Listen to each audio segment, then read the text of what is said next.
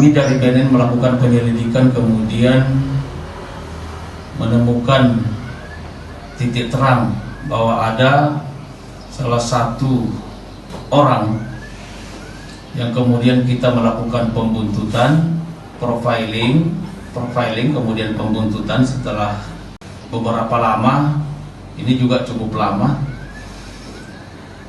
dan kita laksanakan pembuntutan pada hari itu setelah keluar dari rumah, dan kemudian kita sergap di jalan Anggrek, ya, di Perumahan Anggrek non blok di samping SMA 3. Nah, pada saat itu dilaksanakan penggeledahan, ternyata kita menemukan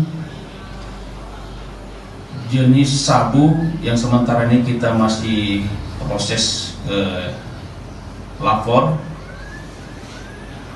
Kita duga jenis sabu narkotika jenis sabu.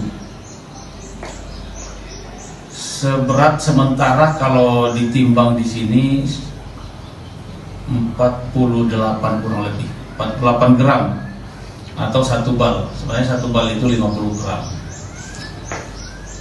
Nah, setelah kita dalami, kita bawa ke sini ke BNN, dan pada saat diinterogasi ternyata yang bersangkutan adalah seorang residivis yang pada tahun 2017 pernah juga ditangkap BNN